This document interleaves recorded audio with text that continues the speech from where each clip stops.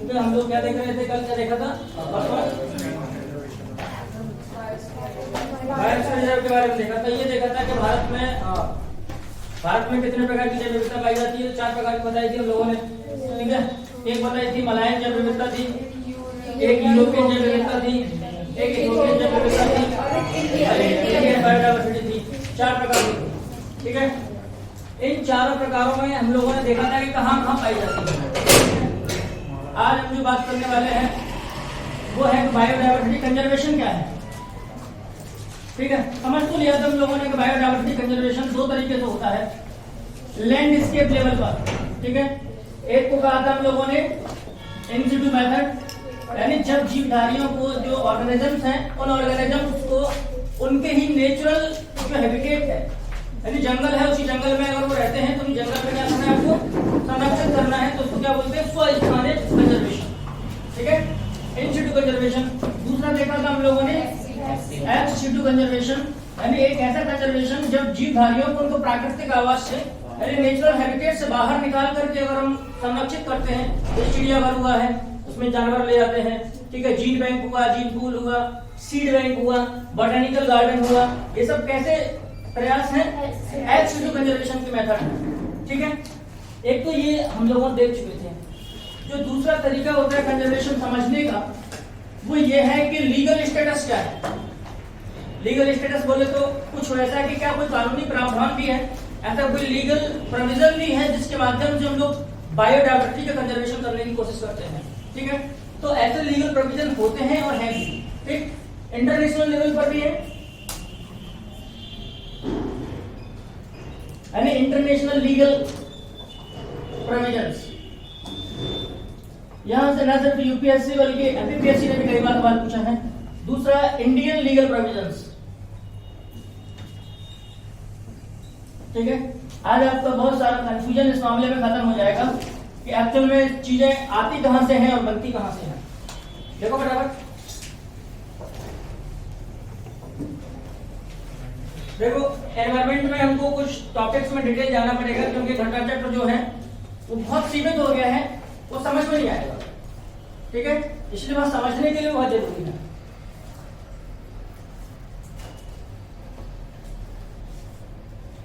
यानी अंतरराष्ट्रीय स्तर पर और भारतीय स्तर पर क्या क्या कानूनी प्रावधान हैं जो जैव विविधता के संरक्षण के लिए बनाए गए हैं।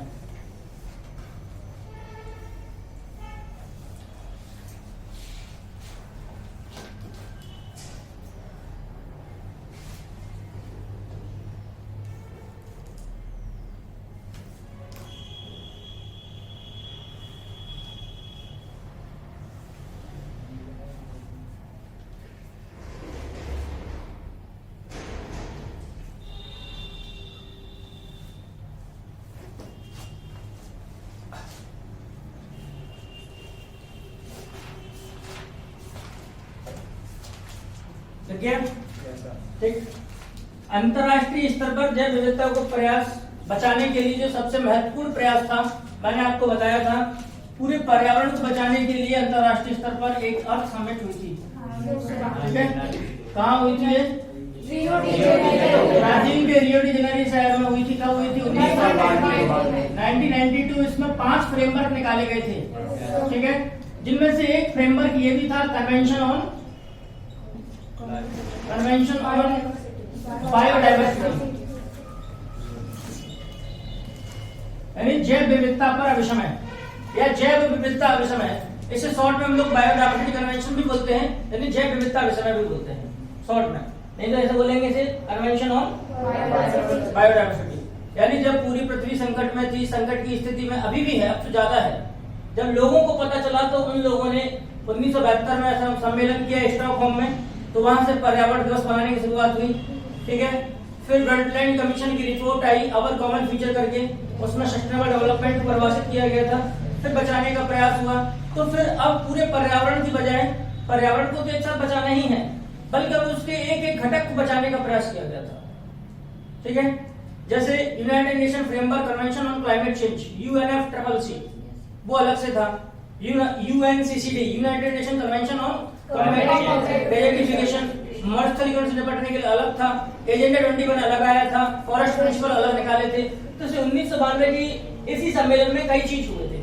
एक्चुअल में हुआ क्या कि 1988 से ही जब आवर कॉमन फ्यूचर रिपोर्ट आई थी 1987 में ब्रंटलैंड कमीशन की, तो 1988 से ही लोगों ने ये सोचा कि एनवायरमेंट को बचाने के लिए जरूरी है कि हम लोग बायोडायवर्सिटी पहले बचाएं। कैसे?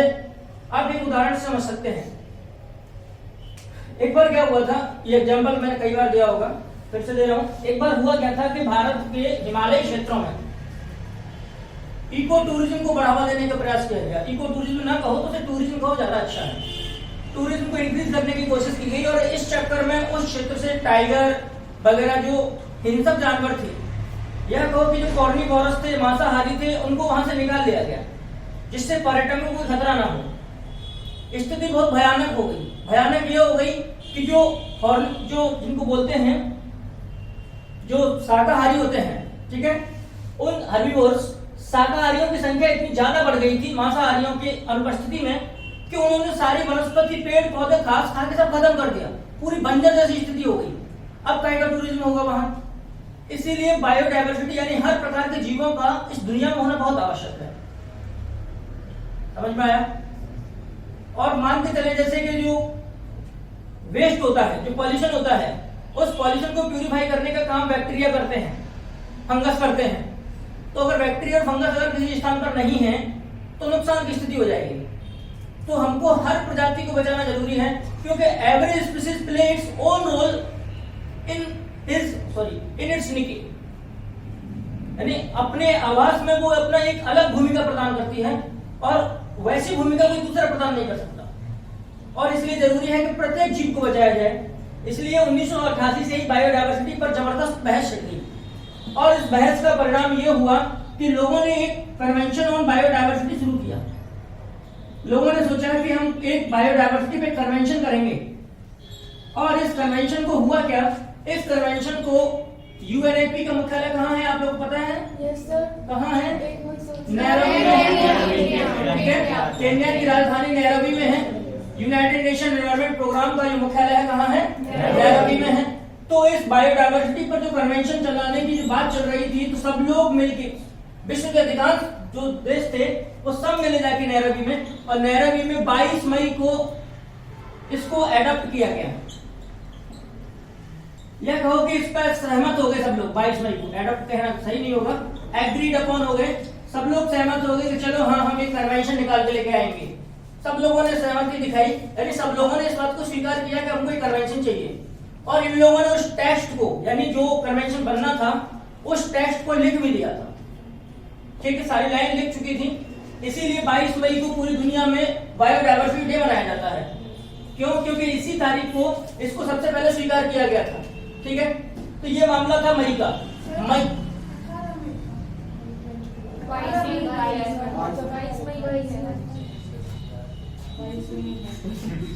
तुम्हारी जो भी दिक्कत हो वो क्लास के बाहर पूछना होता है। ठीक है, यानी जो 22 मई था, 22 मई को ही क्या मनाया जाता है? विश्व जैव विविधता दिवस मनाया जाता है पूरे बस विश्व में। ठीक, अब क्या हुआ कि ये तो हुआ था एक्चुअल में 22 मई को।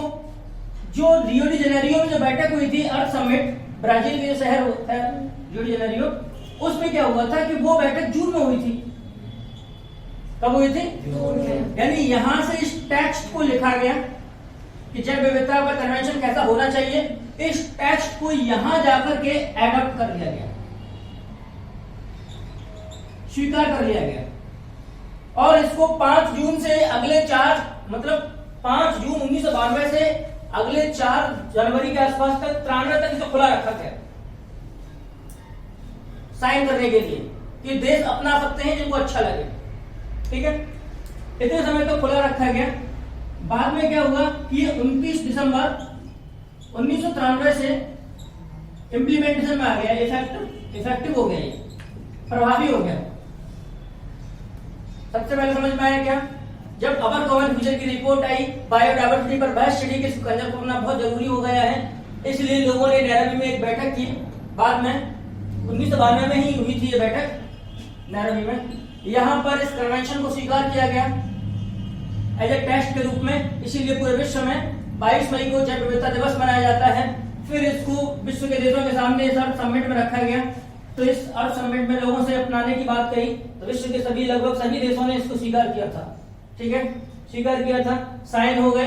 एक बात और है, जब भी कोई कन्वेंशन लागू होता है तो उसमें दो प्रोसेस होती हैं। एक प्रोसेस को बोलते हैं, पहले हम बोलते हैं साइन, दूसरे को बोलते हैं रेटिफिकेशन। क्या बोलते हैं? रेटिफिकेशन, यानी कि सबसे पहले होता है हस्ताक्षर, फिर उसके बाद होता है अनुमोदन। अगर किसी देश ने हस्ताक्षर कर दिया है लेकिन अनुमोदन नहीं किया है तो वो उसे मानने के लिए बाध्य नहीं है।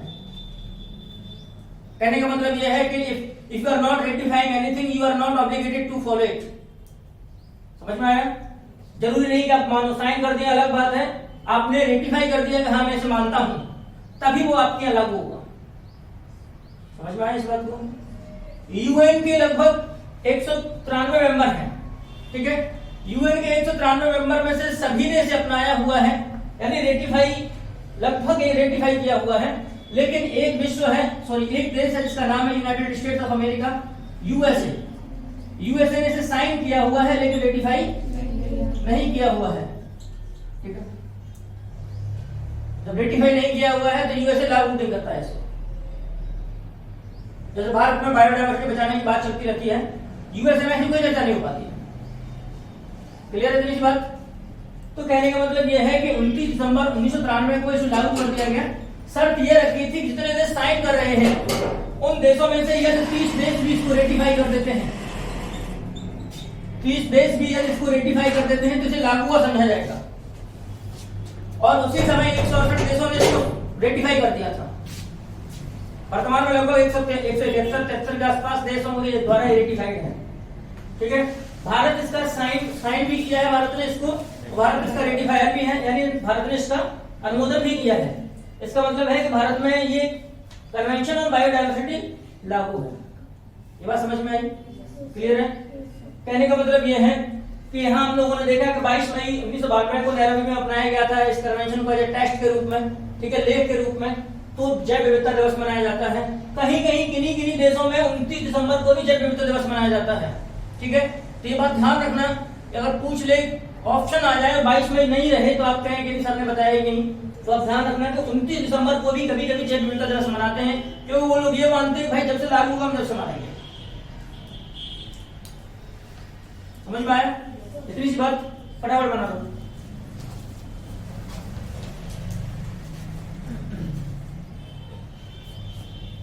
यूनिट का गठन तो 72 में हुआ था। हाँ, तो मैंने क्या लिख दिया 18 में? आपने क्या 22 मई 1992 को नैरोबी में।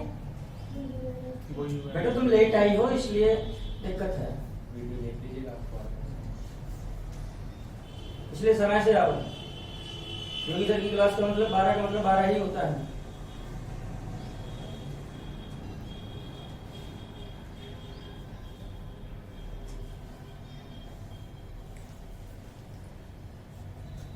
अब आपको चीजें पता चलने लगेंगी। एक्चुअल में आप कभी भी कुछ होगा तो आपको चीजें समझ में आ जाएंगी, इस संबंध में कुछ भी होगा।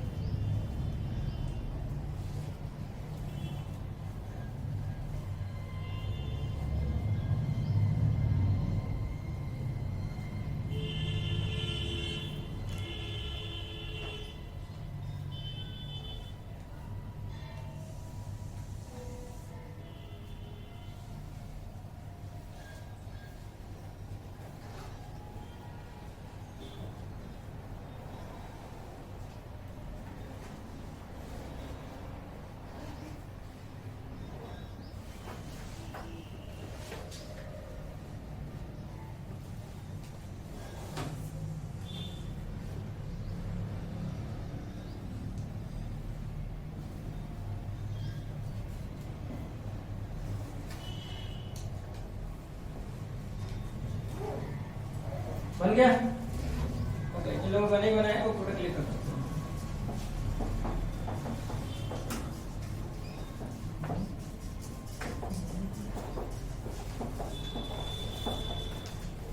यानी हम क्या समझ में आया हमको कि इंटरनेशनल लेवल पर बायोडायवर्सिटी, स्पेशली बायोडायवर्सिटी को बचाने का प्रयास होने लगा था। क्लियर इतनी सी बात। बायोडायवर्सिटी से संबंधित एक और चीज है जिसे इंटरनेट उसमें मान सकते हैं कि जो बायोडायवर्सिटी बचाने का काम करता है वो है रामसर कन्वेंशन। रामसर कन्वेंशन, ठीक है, ये कब हुआ था? 2 फरवरी 1971। ईरान में एक शहर है रामसर, कैस्पियन सागर के तट पर, वहां पर ये रामसर कन्वेंशन हुआ था, जिसके माध्यम से आर्द्र भूमियों को बचाने का प्रयास किया जाता है। यानी जो वेटलैंड है, वेटलैंड ऐसे स्थान होते हैं जहां पर या तो पानी भरा रहता है या वो कभी पानी से भरी रही है वर्ष भर में, ठीक है। आर्द्र समझते हैं ना, जो वेट है उन्हीं को वेटलैंड बोलते हैं। तो उनको बचाने के लिए सिंपली पूछा जाता है ऑन वेटलैंड, ठीक। एक और है जिसका नाम है साइट्स, ये यूपीएससी में पूछा गया है, एमपीएससी में इसकी फुल फॉर्म पूछ ली जाएगी निश्चित की। इसको बोलते हैं convention on international trade, convention on international trade in endangered species, ठीक है। ये क्या कहता है? साइट्स एक कन्वेंशन है, साइट्स ये कहता है कि जो इंडेंजर्ड स्पीसीज हैं, जो संकटग्रस्त प्रजातियां हैं, उन प्रजातियों का व्यापार अंतरराष्ट्रीय स्तर पर बंद कर देना चाहिए, ठीक है। अक्सर सुना होगा आपने कि इलीगल पोचिंग करते हुए पकड़े गए, सरकार ने सबको रख लिया, जहाज में माल लेके जा रहे थे, तो वह एक्चुअल में किसके तहत होता है? साइट्स के तहत होता है, ठीक है, साइट्स के तहत होता है convention on international trade in endangered species. अब एंडेंजर्ड स्पीसीज दोनों टाइप की हो सकती हैं, या तो वो फ्लोरल हो सकती हैं या फिर वो फॉनल हो सकती हैं, यानी या तो वानस्पतिक प्रजातियां हो सकती हैं या फिर जीव प्रजातियां हो सकती हैं, कुछ भी हो सकता है। इन दोनों के ही व्यापार को प्रतिबंध किया गया है यदि वो स्पीशीज की स्थिति में है, खतरनाक यानी संकटपूर्ण स्थिति में है, तो उनके व्यापार पर प्रतिबंध लगाता है। कौन सा कन्वेंशन है वो? क्लियर है।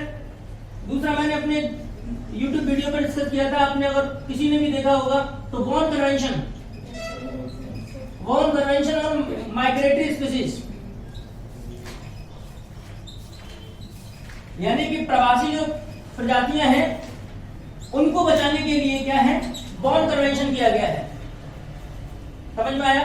तो अभी तक हम जैव विविधता को बचाने के प्रयासों, अंतरराष्ट्रीय प्रयासों में 4 चीज देख चुके हैं। एक है कन्वेंशन ऑन बायोडायवर्सिटी, दूसरा है रामसर कन्वेंशन, तीसरा है साइट्स, चौथा है बॉन्ड्स, ठीक है।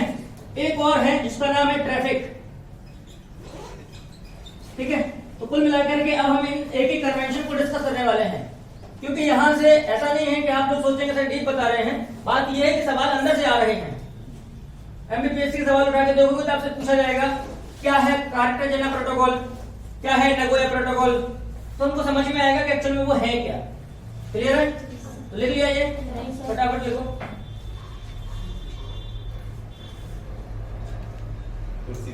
हाँ।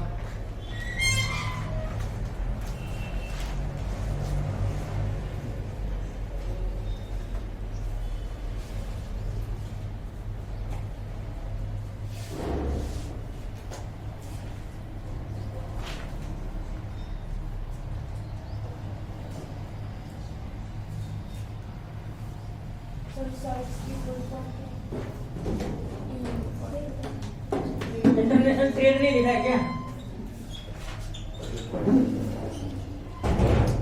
Convention on international trade in endangered species is called sites.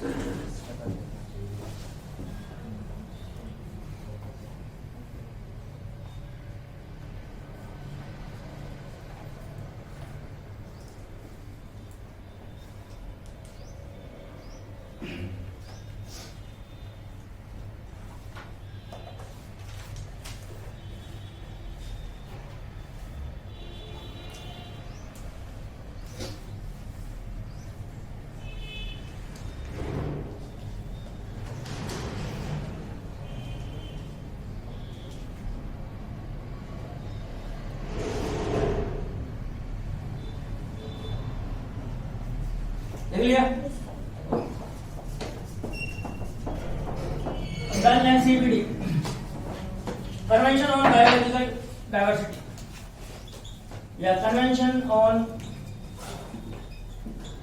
Biodiversity, जैव विविधता अभिसमय, हिंदी में क्या बोलते हैं इसे? जैव विविधता अभिसमय। नंबर ऑफ पार्टीज या कंट्री कितने हैं इसमें? 196। रेटिफाइड कितने के द्वारा है? 171। क्लियर है? एक खास बात क्या है कि इंडिया भी इसका पार्टी है। एक बात ध्यान रखें, जब भी कोई कन्वेंशन होता है, जब भी कोई अभिसमय होता है, तो उसमें मेंबर कंट्री होते हैं। उन मेंबर कंट्री को मेंबर कंट्री न कहकर के हम लोग क्या कहते हैं? पार्टी। क्या बोलते हैं? पार्टी। पार्टी माने हिस्सेदार, यानी उस अभिसमय में क्या है? वो हिस्सेदार। उस कन्वेंशन में उसकी भी पार्टी है, मतलब हिस्सा रखता है। समझ में आया? तो जो लोग पार्टी बोलते हैं ना कि आज तो पार्टी होनी चाहिए, तो पार्टी वो लेते किसी और से हैं, खुद का कुछ नहीं होता। वो घोर अन्याय एवं अनैतिकता की पराकाष्ठा कही जा सकती है। सही बात है, क्योंकि पार्टी का मतलब क्या होता है? बराबर हिस्सेदारी। ठीक है? हाँ, तो अब आप आगे से जब भी क्लास में कभी पार्टी करें तो पार्टी का अर्थ ध्यान में रखें। पार्टी का अर्थ ये होता है सभी लोग चंदा दें। हाँ, चंदा नहीं, सूरज भी दे सकते हैं। कुल मिलाकर के कितने मेंबर है इसमें? 196। यानी पार्टी कितनी है? 196। ओके। रेटिफाइड कितने के द्वारा है? 171 के। सबसे पहले से अडॉप्ट कब किया गया था? 22 मई। कहाँ किया गया था? नैरोबी में। ठीक है? इसको एज एक्सेप्टेड कहाँ किया गया? अर्थ समिट में। यानी जो उत्पाद किसका है एक्चुअल में? Product of earth summit. ये बात ध्यान रखना। ठीक है? नैरोबी में भले ही से स्वीकार किया गया था, अलग बात है, लेकिन प्रोडक्ट फिर भी किसका माना जाता है? ये अर्थ समिट का। ठीक है? पहला जो पृथ्वी शिखर सम्मेलन था। ओके। उसके बाद ये लागू कब हुआ? यानी इम्प्लीमेंटेड फ्रॉम 29 दिसंबर 1993। यानी ये तो फैक्चुअल इंफॉर्मेशन है जो जरूर ही पूछी जाएगी। अब इसमें अंदर क्या है वो समझते हैं हम लोग। चले क्लियर? देखो फटाफट।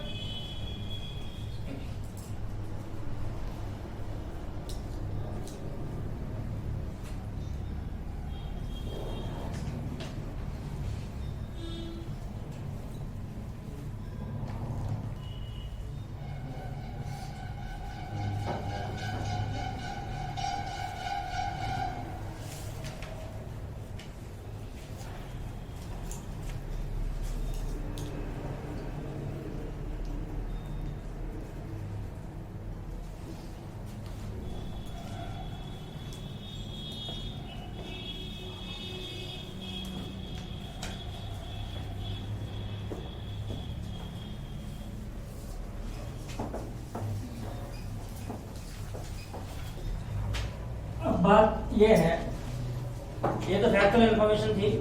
अब समझने की कोशिश ये करते हैं कि इसे आखिर लाया ही क्यों गया। जब आप किसी को वॉलेंटरी काम करने को कहते हैं, स्वैच्छिक रूप से काम करने को कहते हैं, तो निश्चित ही वो अपनी इच्छाओं के अनुसार काम करता है। और जब व्यक्ति अपनी इच्छा के अनुसार काम करता है तो जरूरी नहीं है कि वो दूसरों के पर स्टैंडर्ड हो, मानकों के अनुरूप हो, ये जरूरी नहीं है। आपको कहा जाए कि भाई देखो आप बायोडाइवर्सिटी को बचाओ अपने देश में, क्योंकि इससे पूरे विश्व का भला हो जाएगा। आपने कहा हाँ साहब बिल्कुल हम बचाने को तैयार हैं, we are very committed to conserve it. ठीक, उसके बाद बोले कितना बचाया? कोशिश कर रहे हैं, बचा रहे हैं, कोशिश कर रहे हैं।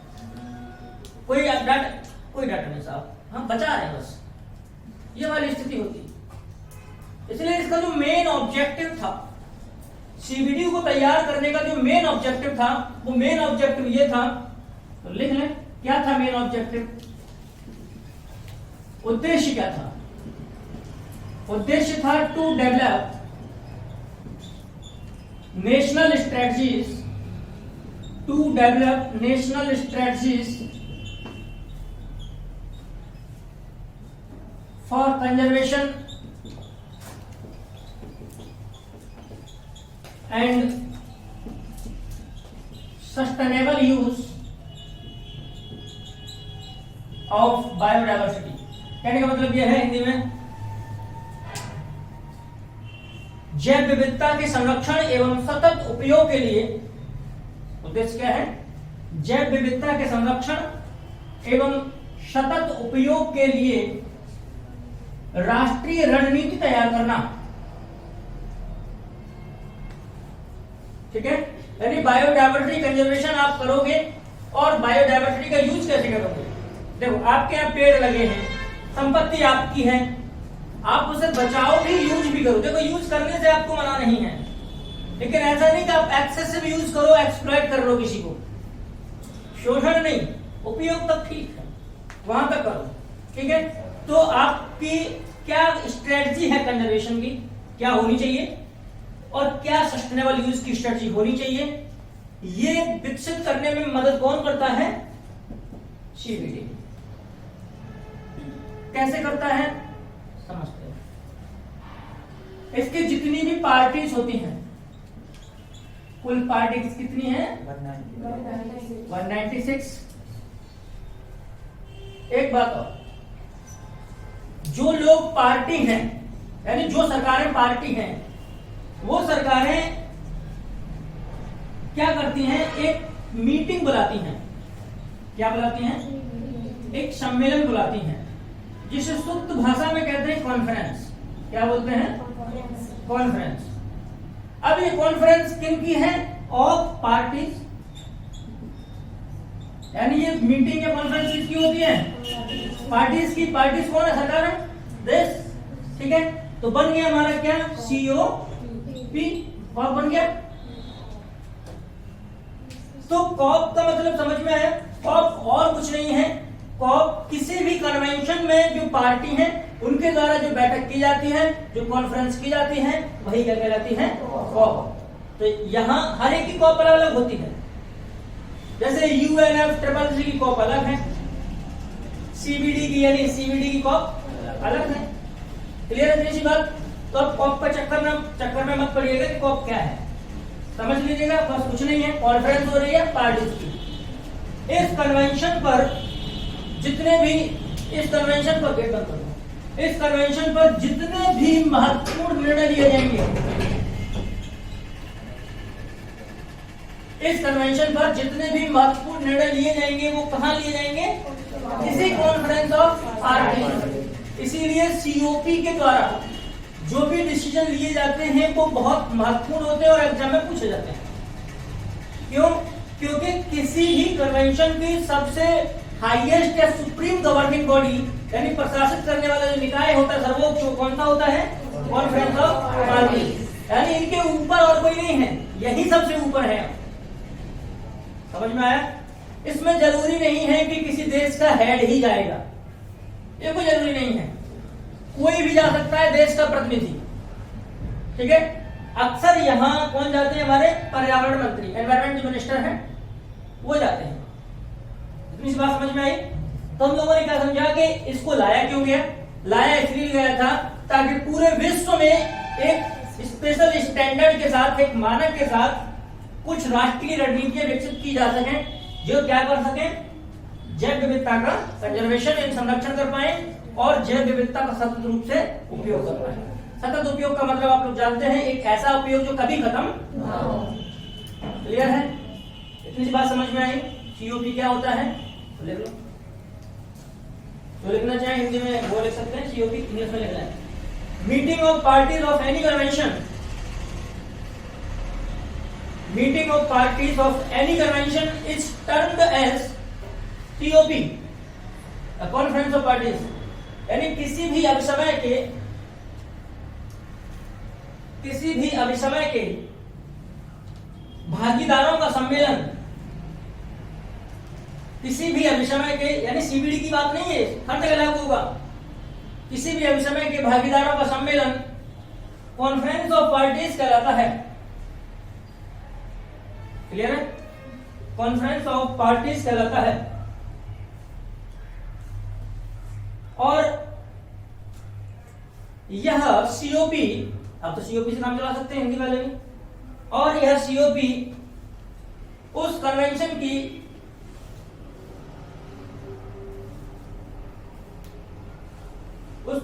की सर्वोच्च निर्णय निर्माणकारी निकाय होता है। सर्वोच्च निर्णय निर्माणकारी निकाय होता है, ठीक है। And this COP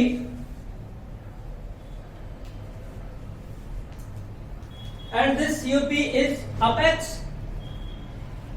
decision making and governing body,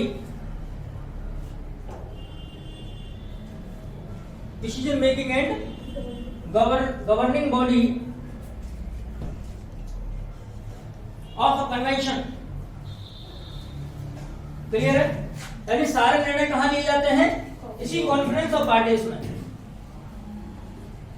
समझ में आई इस बात? इसीलिए पूछा जाता है, आपने अगर पेपर देखा हो तो पूछा जाता है कि UNFCCC यानी क्लाइमेट चेंज की 26वीं कॉप कहां हुई, 25वीं कहां हुई, जैव विविधता की भी पूछी जाती है, यानी इस CBD का 15वां कॉप कहां हुआ, 14वां कहां हुआ। समझ में आ रही है बात?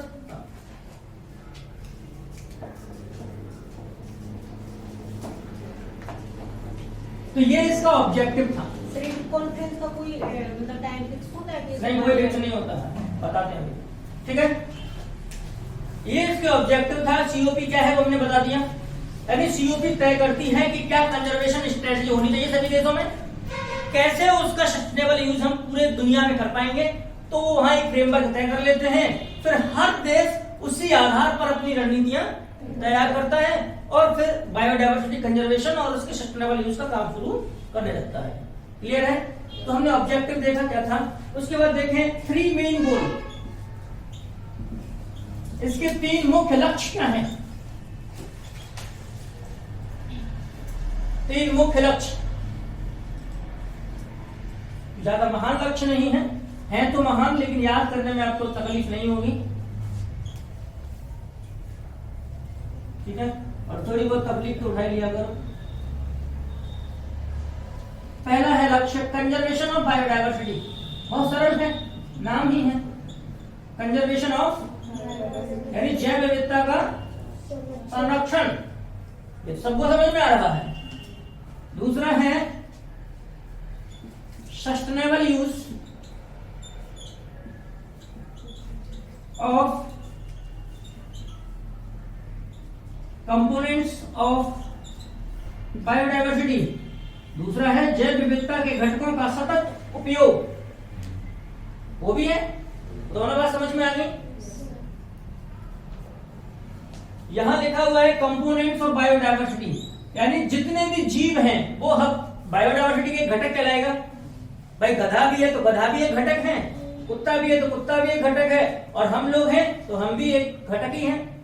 तो ऐसा ना हो कि मनुष्य की कुछ प्रजातियां विलुप्त ही हो जाएं।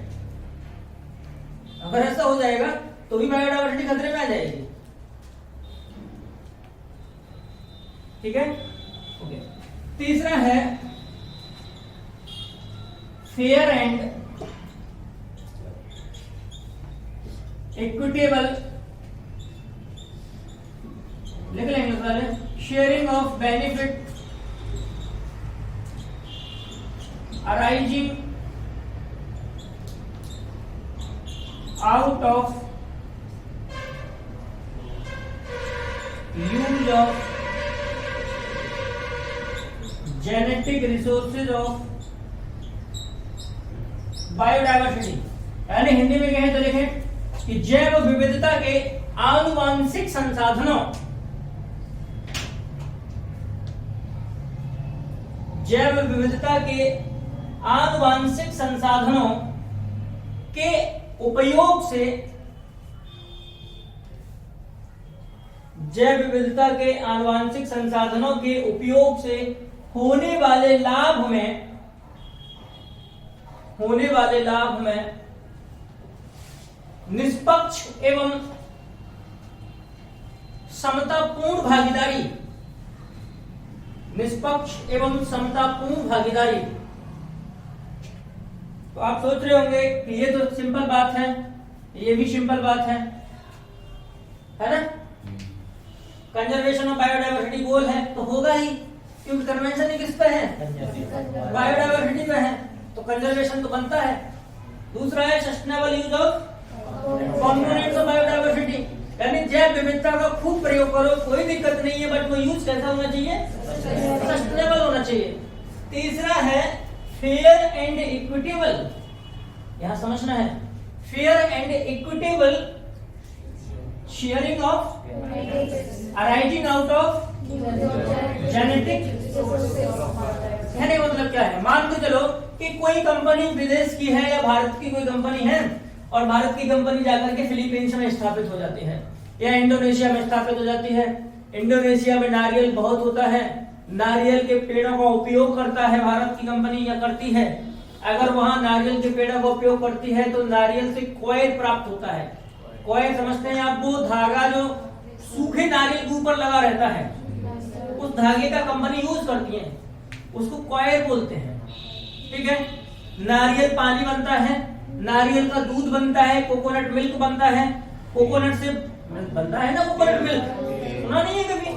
अरे सुना होगा था। ठीक है, कोकोनट मिल्क भी बहुत अच्छा लगता है, कोकोनट मिल्क बनता है, अन्य कई दवाइयां बनती हैं, झाड़ू बनता है। ठीक है, बहुत सारे यूज हैं उसके। तो एक्चुअल में वो आनुवांशिक चीजें हैं, किस चीज की? बायोडायवर्सिटी के जेनेटिक रिसोर्सेज कहे जाएंगे, आनुवांशिक चीजें ही तो हैं, या कंपोनेंट भी कह सकते हैं, कोई दिक्कत नहीं है, कह तो सकते हैं, लेकिन जो भाषा है मैं वही इस्तेमाल कर रहा हूं। ठीक है, तो जो जेनेटिक रिसोर्सेज हैं वो एक्चुअल में बायोडायवर्सिटी कंपोनेंट्स हैं। तो वो क्या कह रहे हैं कि यदि ऐसा हो कि कोई एक देश की कंपनी दूसरे देश में जाकर के उसके बायोडायवर्सिटी की जो रिसोर्स हैं उनका अगर यूज करती है, तो ऐसा नहीं हो कि वो खुद ही सारे रख ले, बल्कि क्या करे? Fair and equitable sharing of benefits, यानी जहां के संसाधनों का, जैविक संसाधनों का, यानी बायोटिक रिसोर्सेज का आप यूज कर रहे हो, वहां के लोगों को भी फेयर एंड इक्विटेबल शेयरिंग होनी चाहिए। किसमें? यानी वहां उनको भी लाभ में समान एवं निष्पक्ष भागीदारी मिलनी चाहिए। समझ में आया? ये तीन उद्देश्य हैं। क्यों ऐसा क्यों कहा? सोचो, अगर इन लोगों को मान के चलो कि इंडोनेशिया के लोगों को भारत की कंपनी से कोई फायदा नहीं हो रहा है, वो निश्चित ही फिर नारियल के पेड़ उगाना ही बंद कर देंगे, या फिर थोड़ा बहुत संरक्षण करने की कोशिश करते भी हैं, क्योंकि लाभ होगा तो लोग संरक्षण करेंगे, प्रॉफिट ड्राइव कंजर्वेशन। अगर वही नहीं हो रहा है तो लोग क्यों करेंगे? जब लोग करेंगे नहीं तो फिर इस उद्देश्य विफल हो जाएगा, कन्वेंशन फेल्योर दिखेगा। समझ में आया? ये तीन लक्ष्य क्या हैं? Conservation, sustainable use and fair and equitable sharing of benefits. Short में समझ सकते हैं। क्लियर है? लिख लिया सब लोगों ने?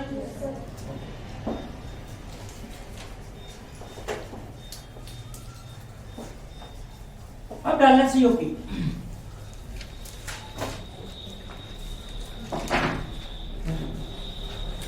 सीओपी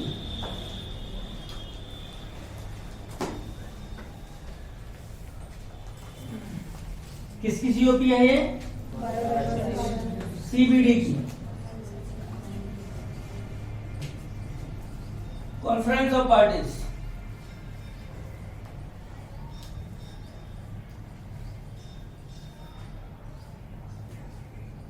ठीक है,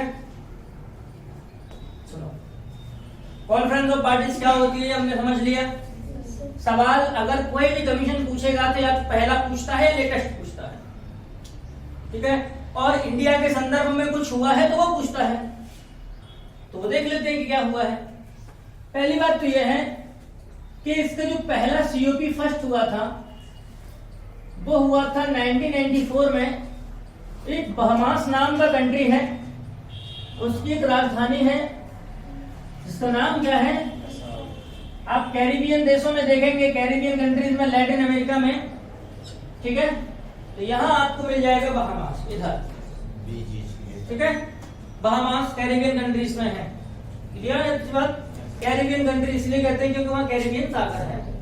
तो सागर के आसपास जितने भी देश हमको क्या बोलेंगे हम लोग, कैरिबियन कंट्रीज। तो उन्हीं में से एक था बहामास और वहां सबसे पहले सीओपी फर्स्ट हुआ सीबीडी का। क्लियर है इतनी बात?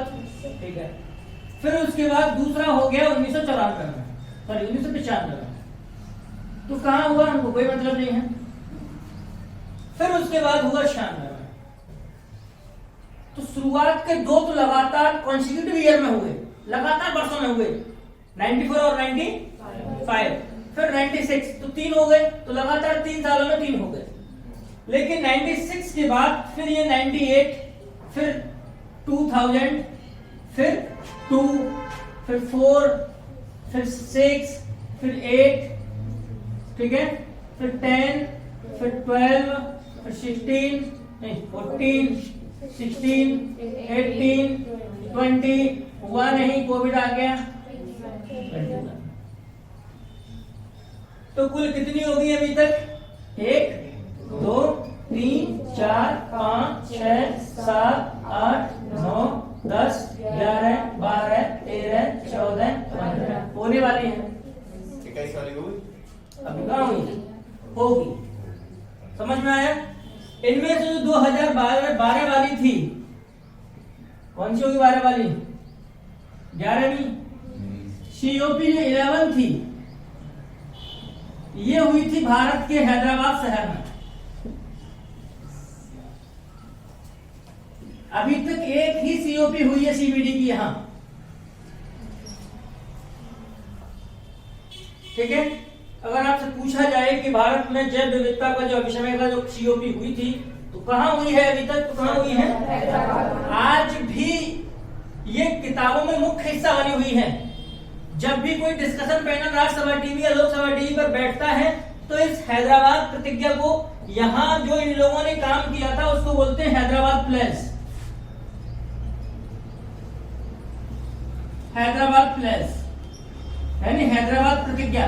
तो अगर आपसे कभी पूछा जाए कि हैदराबाद प्रतिज्ञा का संबंध किस चीज से है, तो आप क्या कहेंगे? बायोडायवर्सिटी या सीबीडी से है।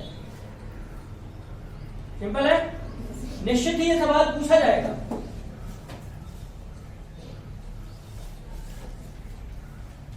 ठीक,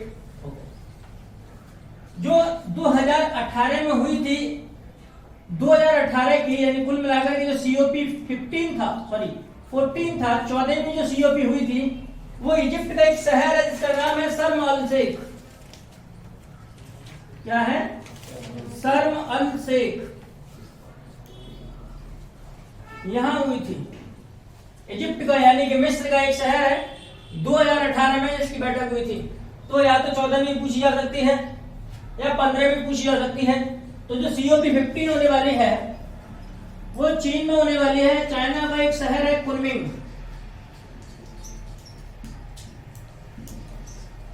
यहां होने वाली है। क्लियर है इतनी शीट? तो सीओपी 15 कहां होगी? चाइना। बना लो। सबसे कम कंजर्वेशन ऑफ बायोडायवर्सिटी तो चाइना ही करता होगा। यूएस। इजिप्ट कहाँ है? इजिप्ट अफ्रीका में है। शर्म अल शेख शहर है इसका, यहाँ है इजिप्ट मिस्र, ठीक है। मिस्र एक बाई कॉन्टिनेंटल कंट्री है, 2 महाद्वीपों में है, एशिया और अफ्रीका।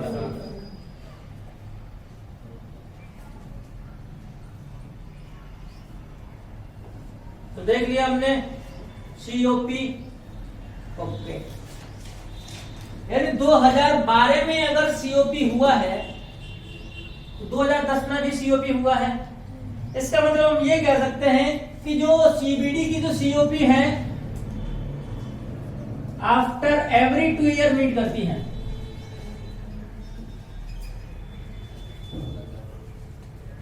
है ना?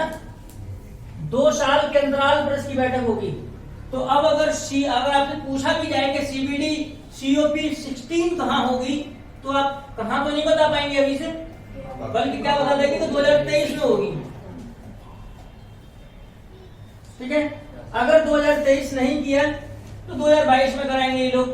हो सकता है कि उसे रिकअप कर लें, क्षतिपूर्ति करने की कोशिश करें, क्योंकि कोविड की वजह से 20 में नहीं हुई है। तो क्योंकि अभी ऐसा ये अनप्रेसिडेंटेड क्राइसिस है, ऐसा इससे पहले कभी आया ही नहीं है, पता नहीं क्या होगा।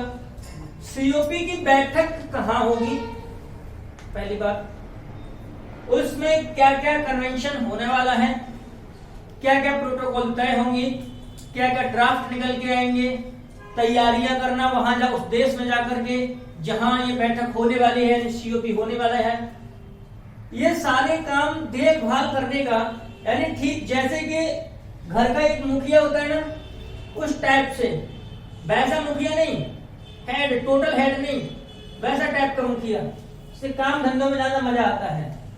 उसी को बोलते हैं CBD secretariat, convention on biodiversity सचिवालय, यानी जैव विविधता अभिसमय सचिवालय।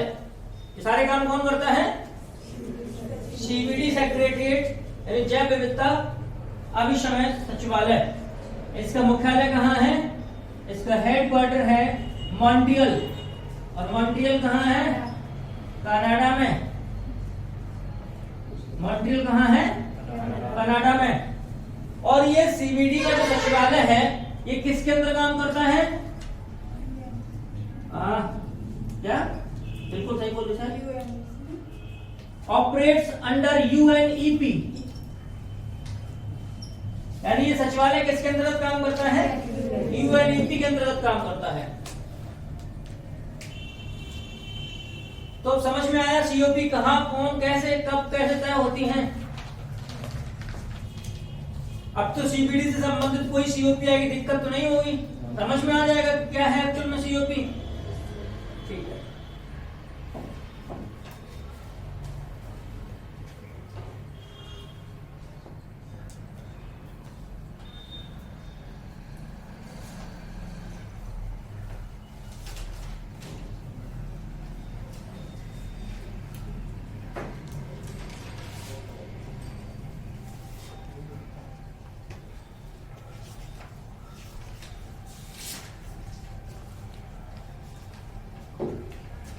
लिख लिया।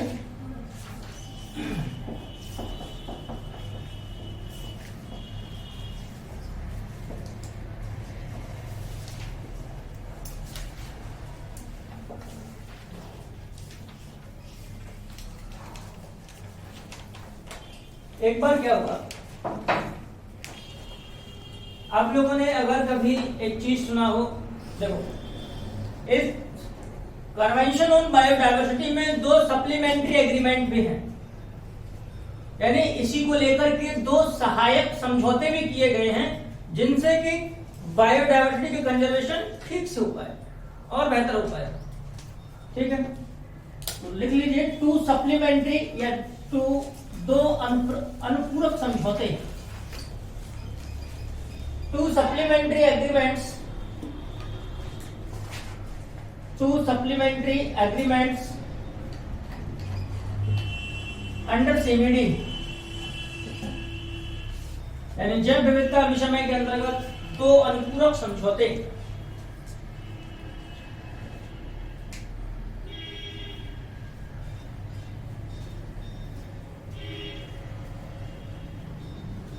दो अनुपूरक समझौते,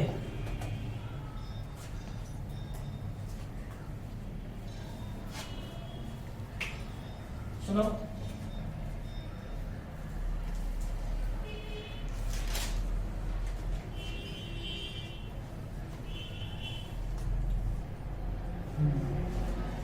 एक को बोलते हैं कार्टाजेना प्रोटोकॉल।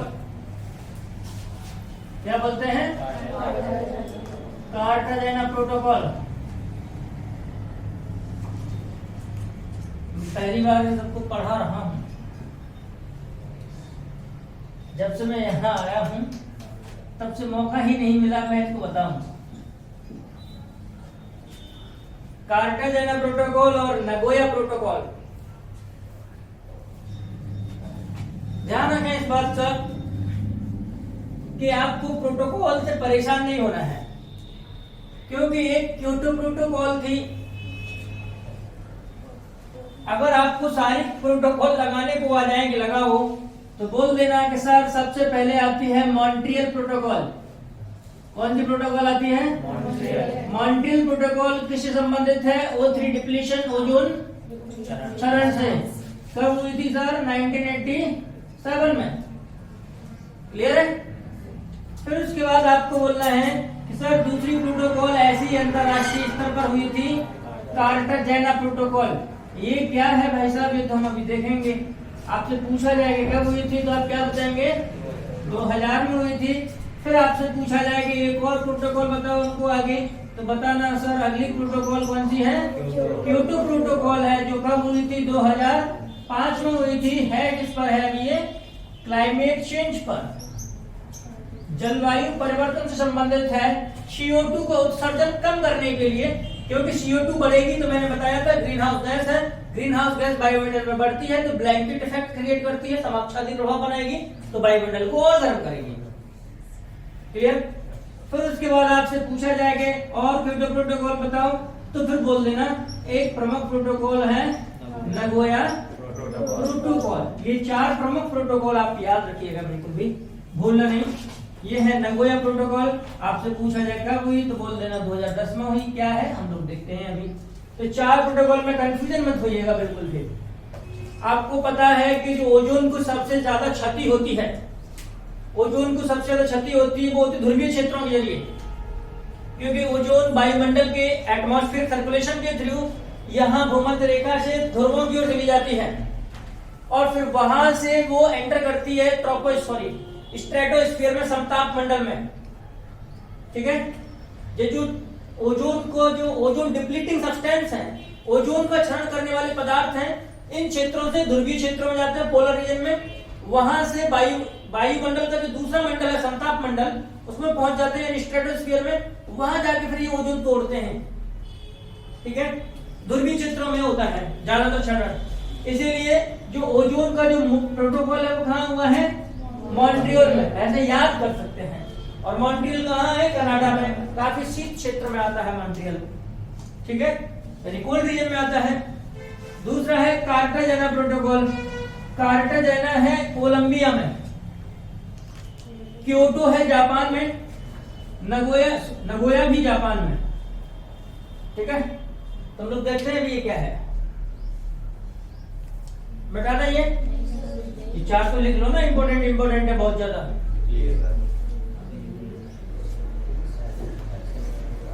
भगवान तुम्हारा का हो सर, आप लिखते हो कैसे मिटाते हैं तो हम क्या करें? सोचते रहे। मैं भी तो लिखता हूँ। इसका ठेका दे दो आप। क्या? इसका ठेका दे दो आप। पकड़ के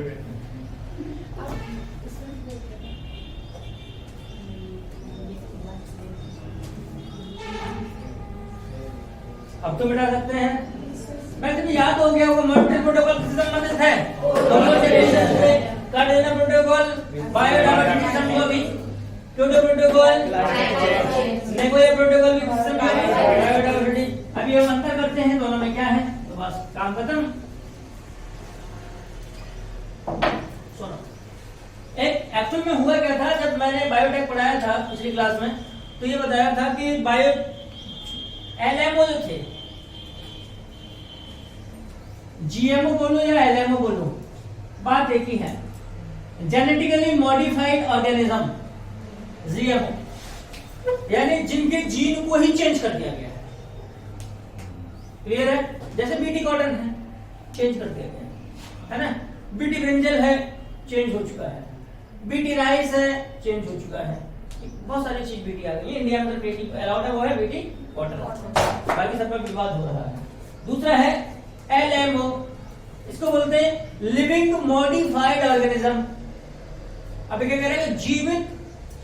जीवित संवर्धित, या संवर्धित बोलेंगे, जीवित संवर्धित ऑर्गेनिज्म, जीवित संवर्धित जीव। आप सोच के देखो कि क्या किसी जीवित जीव को मॉडिफाइड किया सकता है?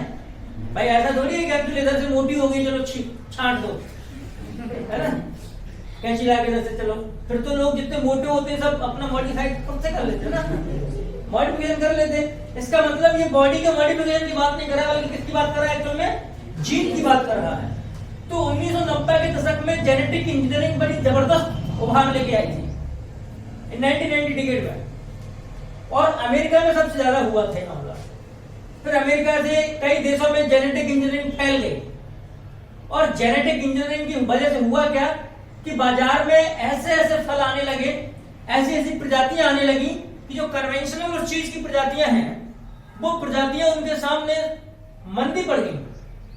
यानी अब कॉटन या बीटी कॉटन अगर आ गया, जैसे बीटी राइस आया, तो बीटी राइस का जो उत्पादन था वो इतना ज्यादा हुआ कि जो पारंपरिक रूप से जो फसलें थी चावल की वो नहीं कर सकती थी उतना प्रोडक्शन। ऐसा कई क्षेत्रों में देखा गया। अब कई क्षेत्रों में देखा गया तो हुआ गया कि अगर मान लो किसी ने जेनेटिक इंजीनियरिंग कर ली है तो वो जीएमओ बनाने लग गया। जीएमओ बनाएगा, अगर फसल बना रहा है या कुछ जीव बना रहा है तो प्रोडक्शन करेगा। प्रोडक्शन निश्चित ही कैसा होगा, ज्यादा होगा, थोड़ा प्रोडक्शन ज्यादा होगा। पारंपरिक रूप से अगर ज्यादा होगा तो निश्चित कहा जाएगा ये एक्सपोर्ट की तरफ निर्यात होगा। अगर ये निर्यात करेगा दूसरे कंट्री में तो उस कंट्री में माल, ऐसे चावल का माल है, मान लो चावल है, सस्ता हो जाएगा, होगा कि नहीं होगा? चावल सस्ते हो जाएंगे तो इस देश की जो पारंपरिक चावल की प्रजाति उसे कोई उगाएगा नहीं। लोग सोचेंगे चलो या तो चावल ही खरीद लो या चावल के बीज यहीं से खरीद लो, क्या दिक्कत है ना? तो कुल मिलाकर अगर यहाँ की चावल की प्रजाति अगर उगाएंगे नहीं, वो राइस स्पीसीज इस देश की नहीं उगेगी, तो इस राइस स्पीसीज यानी इस चावल की प्रजाति पर तो खतरा आ गया, ये तो विलुप्त हो जाएगी। तो हम तो चले थे बायोडायवर्सिटी को बचाने के लिए, हम तो उल्टे इस टेक्नोलॉजी से क्या कर रहे हैं, बायोडायवर्सिटी खत्म कर रहे हैं। अब लोगों के सामने समस्या होगी। बात मैंने बताई थी, कब की है, 1990 की डिकेड की है, दशक की है ना? इन लोगों ने जब कन्वेंशन ऑन बायोडायवर्सिटी किया था, इन लोगों ने भी ये नहीं सोचा होगा कि इतनी जबरदस्त जेनेटिक इंजीनियरिंग आने वाली है कि बायोडायवर्सिटी तक को खतरा हो सकता है। तो सीबीडी वालों ने आनंद फानंद में एक बैठक बुलाई।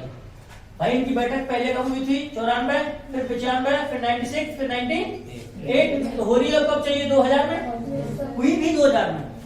लेकिन इन लोगों ने कोलंबिया के कार्टाजेना शहर में एक पहली एक्स्ट्रा ऑर्डिनरी बनाई थी। एक्स्ट्रा ऑर्डिनरी पहली बनाई थी बैठक, COP extra ordinary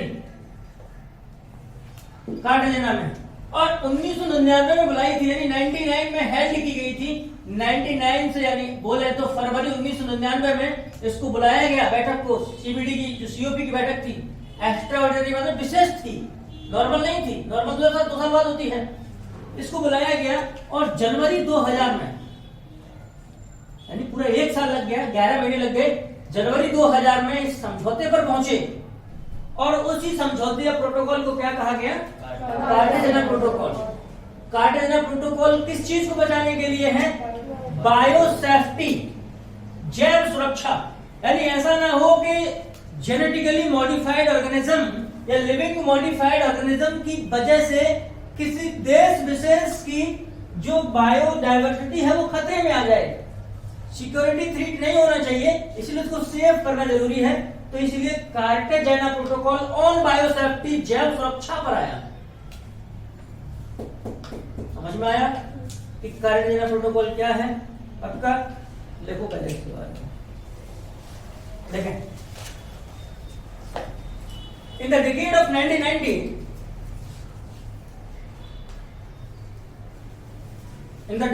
1990, there was a overwhelming surge. SURGE. There was a overwhelming surge in the sphere of biotech. 1990 के दशक में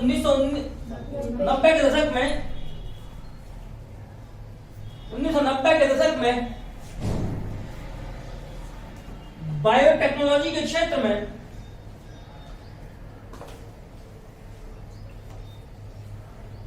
एक जबरदस्त उभार आया। बायोटेक्नोलॉजी के क्षेत्र में एक जबरदस्त उभार आया।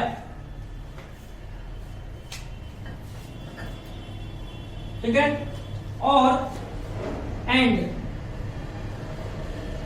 GMO oblique LMO,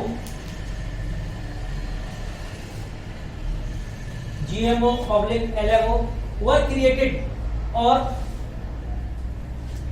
genetically modified organisms उत्पन्न किए गए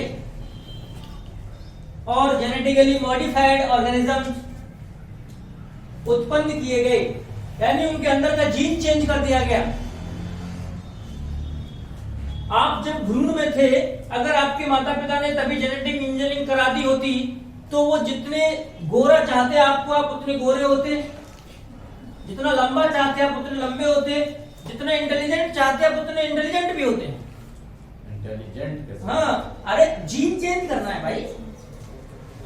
आपकी बॉडी के अंदर का क्या फंक्शनिंग हो रही है, जो समाज से सीख रहे हैं उसको छोड़ करके बाकी आपकी बॉडी के अंतर्गत क्या फंक्शनिंग हो रही है, it is determined by your gene.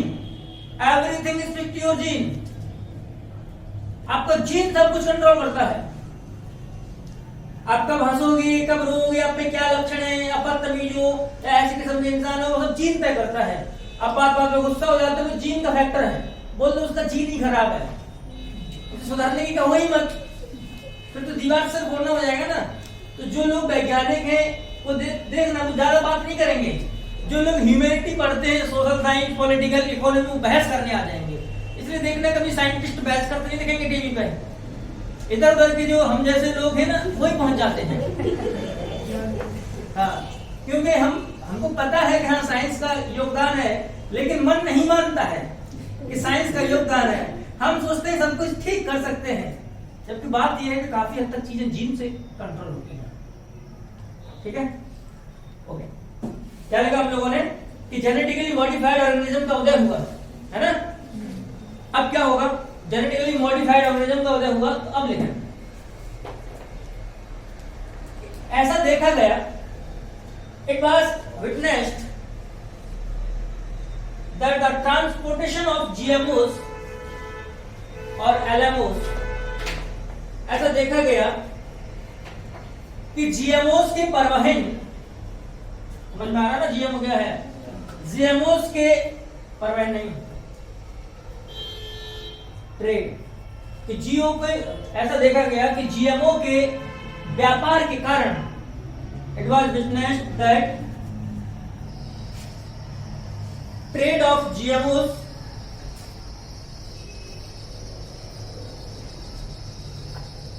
is threatening the safety of biodiversity in several countries। ऐसा देखा गया कि GMO का जो व्यापार है वह कई देशों की जैव विविधता की सुरक्षा के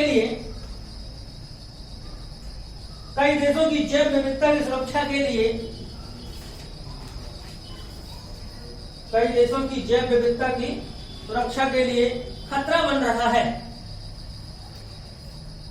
ठीक है, इसीलिए therefore an extraordinary COP was held। Therefore an extraordinary COP was held in Cartagena, Colombia, 1999। इसीलिए CBD की एक अतिरिक्त COP 1999 में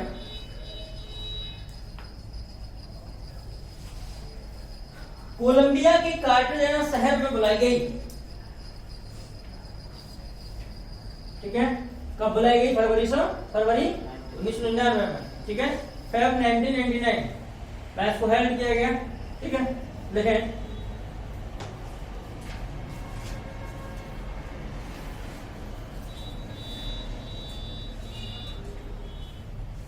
discussion after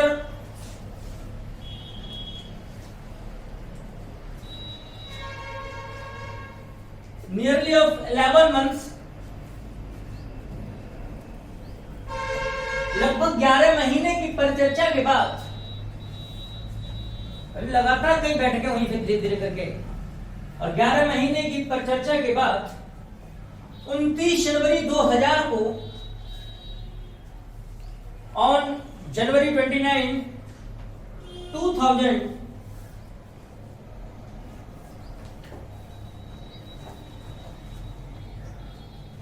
Cartagena Protocol was adopted on biosafety। क्या लिखा कि लगभग 11 महीनों के बाद की परिचर्चा के बाद 29 जनवरी 2000 को जैव सुरक्षा पर कार्टाजेना प्रोटोकॉल अपनाया गया। कार्टाजेना प्रोटोकॉल अपनाया गया,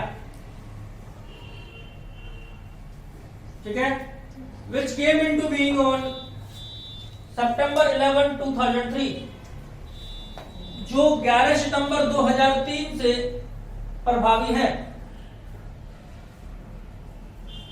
जो 11 सितंबर 2003 से प्रभावी है।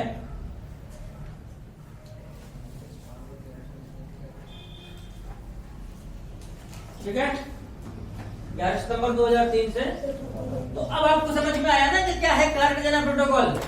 आपने उस दिन ग्रुप में भेज दिया था तो सब लोगों ने बस सोचा होगा, देखा होगा, क्योंकि वास्तविकता यह है कि लोग फैक्ट लिख के भेज देते हैं, जाओ। हमने तो देखा भी नहीं। अरे आप ठीक है, आपको जरूरत क्या है? तो हम लोगों ने सीबीडी समझा। सीबीडी के अंतर्गत हमने ये समझा कि एक कोई कार्टाजेना नाम की प्रोटोकॉल भी होती है, जिसका उद्देश्य क्या है कि जीएमओ या एलएमओ के व्यापार की वजह से किसी देश की सुरक्षा को, बायोडायवर्सिटी और उसको हानि न पहुंचे। क्लियर है? कब हुई, कैसे हुई, समझ में आया? ओके, अब डालो नगोया प्रोटोकॉल। सर इसमें लिमिटेशंस भी लगाई होंगी, मतलब हाँ बिल्कुल लिमिटेशन तो लगाई होंगी। Nagoya protocol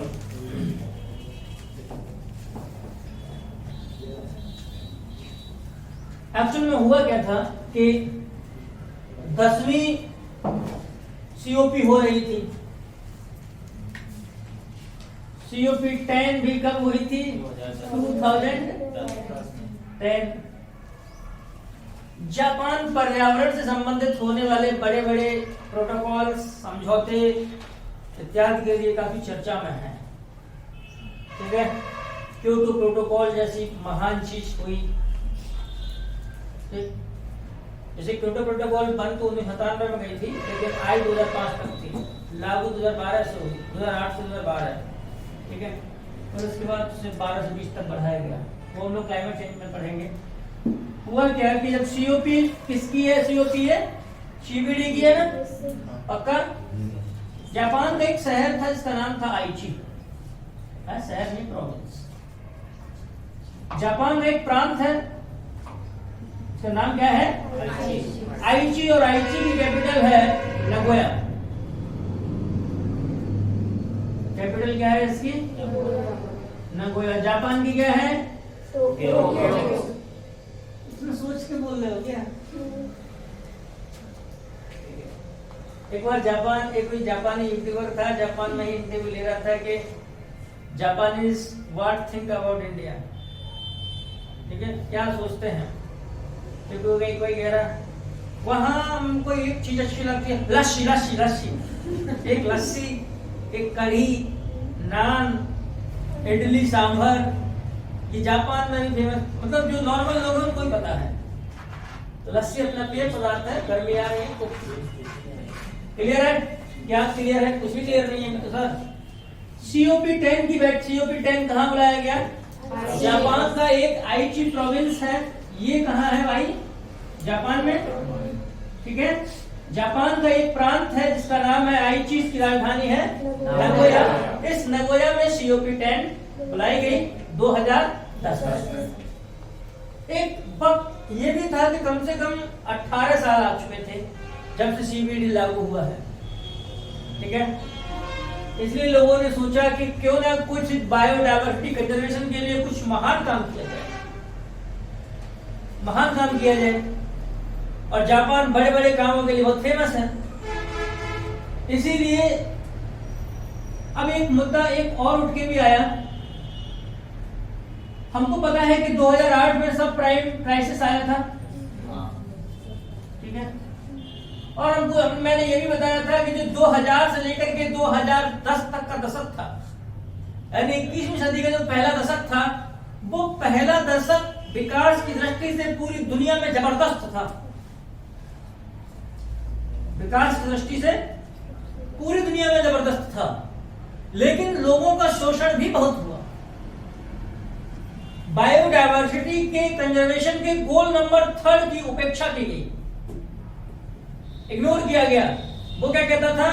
fair and equitable sharing of benefits और मतलब benefits arising out of use of genetic resources, ठीक है, उसकी उपेक्षा की गई।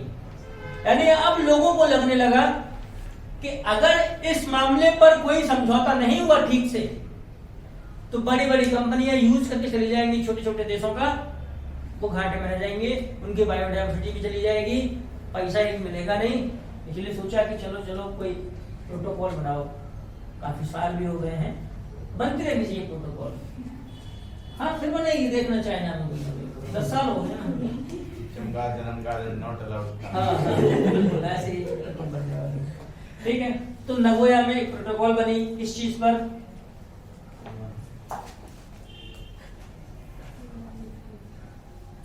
बोल सकते हैं equitable access, equitable access to genetic resources. यानी ऐसा नहीं है कि भाई आप सिर्फ कुछ ही लोगों को प्रयोग करने की अनुमति दें, यदि सब मानक फॉलो कर रहे हैं, जितने भी लोग स्टैंडर्ड फॉलो कर रहे हैं, तो वो सब लोगों को आप बराबर क्या दो, एक्सेस प्रदान करो, पहुंच सबकी बराबर होनी चाहिए। क्लियर है?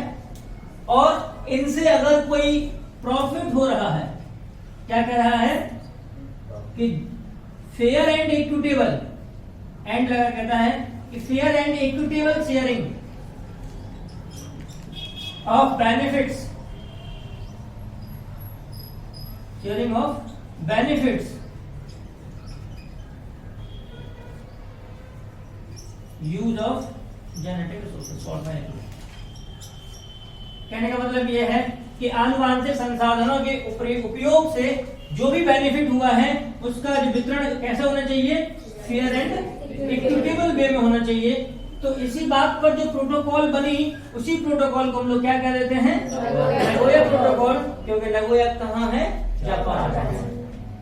सिंपल सी बात है। चूंकि इसका जो मुख्य है, इसका जो मुख्य शब्द है वो है क्या, access and sharing.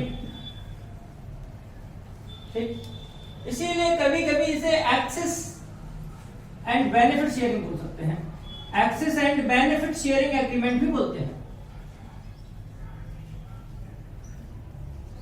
Benefit sharing, चलो लिखो, समझ में तो आ गया होगा ना मामला क्या है।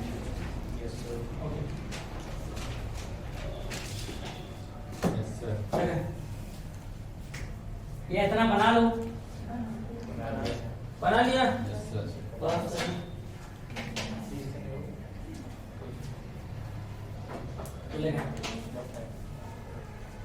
In 2010, COP10 of CBD was held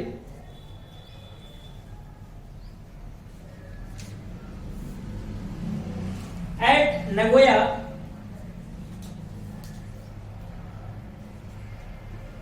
the capital of Aichi province of Japan। 2010 में CBD की COP 10 का आयोजन, 2010 में CBD की COP 10 का आयोजन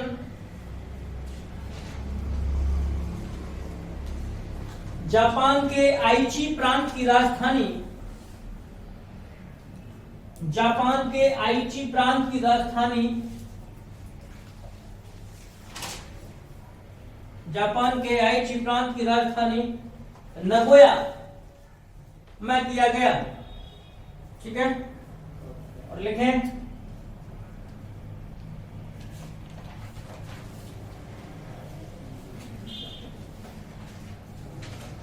क्या लिखें, during this COP, during this COP, इस सीओपी के दौरान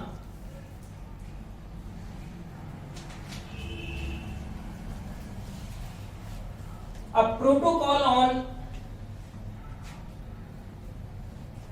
protocol on access to genetic resources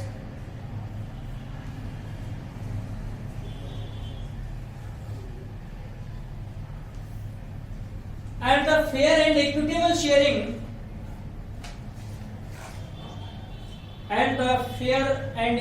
sharing of benefits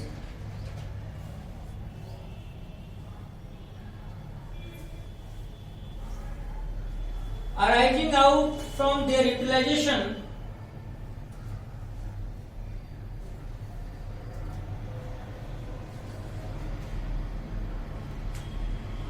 was signed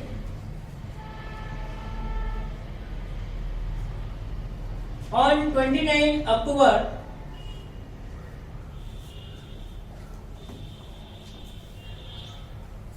2010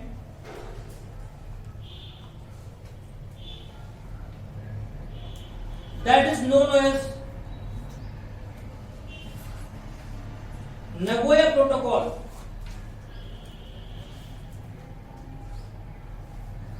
That is known as Nagoya Protocol. ठीक है, लेकिन सीओपी 10 के दौरान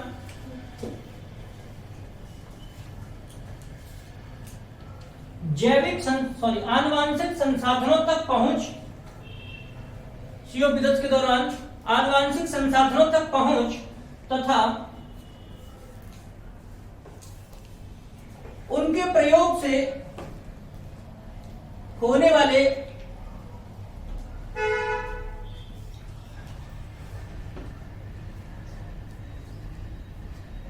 लाभ में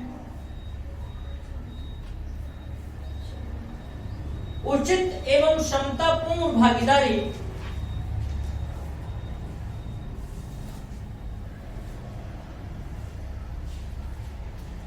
पर एक प्रोटोकॉल पर हस्ताक्षर किए गए।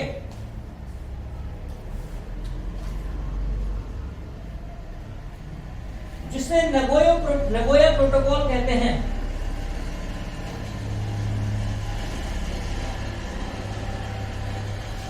It is also called as Access and Benefit Sharing Agreement। अगर पूछ लिया गया कि एग्रीमेंट किसको कहते हैं, access and benefit sharing agreement, तो कौन सा आंसर होगा? Nagoya protocol. क्योंकि इसी में बताया जा रहा है कि आप लोग को पर्याप्त क्या मतलब पर्याप्त सफिशिएंट शेयर दिया जाएगा, जितना आवश्यक उतना मिलेगा आपको, जस्ट भी होगा और वो फेयर भी होगा और इक्विटेबल भी होगा, तो चिंता नहीं करो।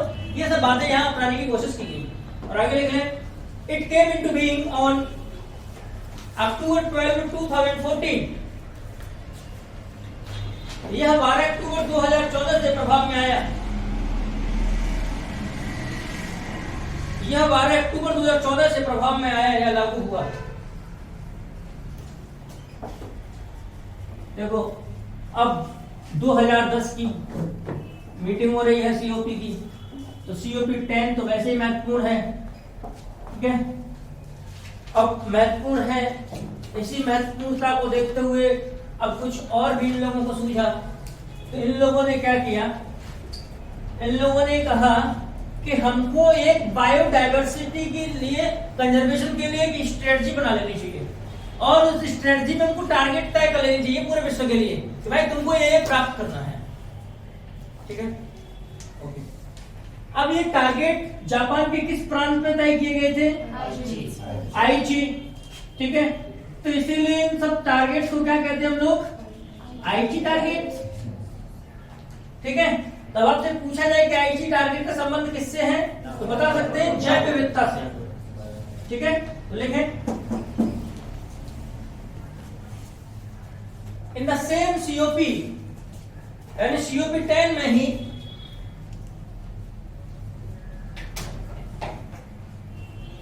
Aichi targets on biodiversity conservation were also adopted.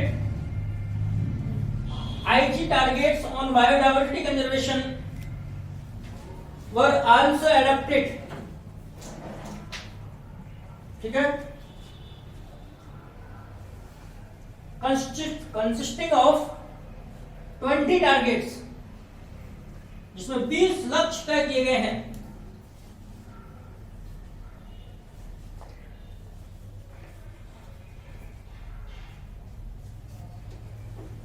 ठीक है, these were to be achieved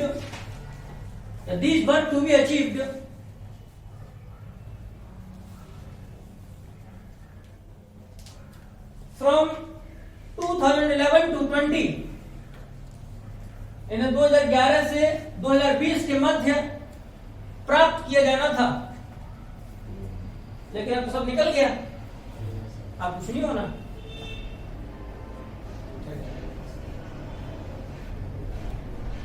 इसलिए सब कुछ फेल हो गया है टारगेट। इसलिए कुनमिंग की COP को बड़े ही उम्मीदों की नजर से देखा जा रहा है कि आफ्टर 2020 यानी 2020 ऑनवर्ड बायोडायवर्सिटी कंजर्वेशन पर क्या स्ट्रेटजी होनी चाहिए। इसलिए कुनमिंग में क्या होने वाला है पता रखना कि क्या हो जाए। इतनी बात समझ में आई? ओके, अब देखो लोगों को अब फिर भी चैन नहीं पड़ा। ठीक है, तो खुजली हो रखी है तो लिखो 2010 was declared as UN year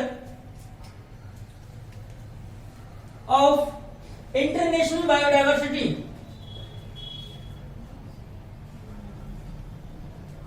दो 2010 को UN जैव विविधता वर्ष घोषित किया गया। यानी जब जब नींद खुलती है तो फिर हल्ला मचा के उठते हैं, तब से सोए हुए थे कि करना क्या है। अब आईजी टारगेट तय करेंगे, हम नगोया प्रोटोकॉल लेके आएंगे, अभी हम इस साल को अंतरराष्ट्रीय जैव विविधता की वर्ष बना डालेंगे। इतने में ही रुकेंगे, अभी हम और भागेंगे। कहां भागेंगे?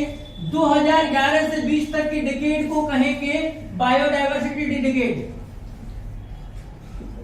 जैव विविधता का दशक कहेंगे। लिख लीजिए 2011-20 decade was declared as UN decades on biodiversity। 2011 से 20 के दशक को 2011 से 20 के दशक को जैव विविधता दशक घोषित किया।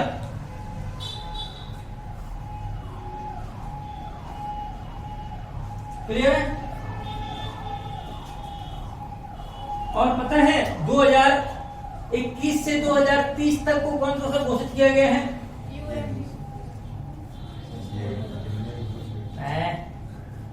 लिख लो 2021 to 30 डिकेड, यानी 2021 से 30 तक का दशक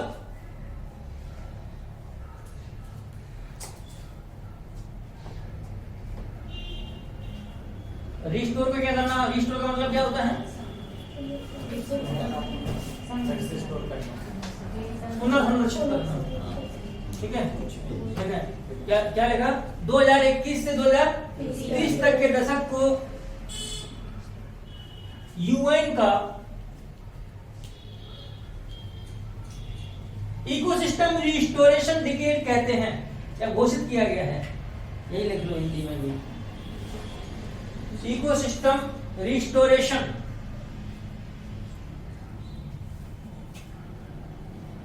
देखिए, ठीक है। और 2014 से लेकर के 2024 तक का दशक कौन सा घोषित किया गया है?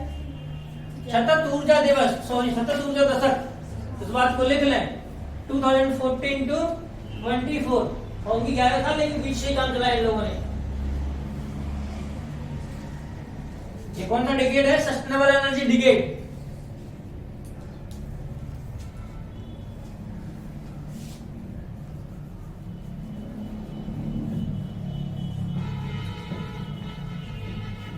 तो अब समझ में आया कि नगोया प्रोटोकॉल क्या है और कार्टेजना प्रोटोकॉल क्या है और सीओपी क्या है और अलाना फलाना ढिमका क्या है।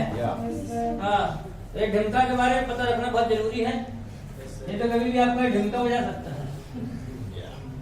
अब भारत में क्या हुआ, एक बात और नोट करके स्पेशली लिखिए, देखें कि CBD is a legally binding treaty. CBD is a legally binding treaty. जैव विविधता अविषय एक बाध्यकारी समझौता है, अंडरलाइन कर लेना, बाध्यकारी है, यानी आप नहीं फॉलो करोगे तो डंडे पड़ सकते हैं। जैव विविधता अविषय एक बाध्यकारी समझौता है, यानी CBD is a legal binding treaty under which,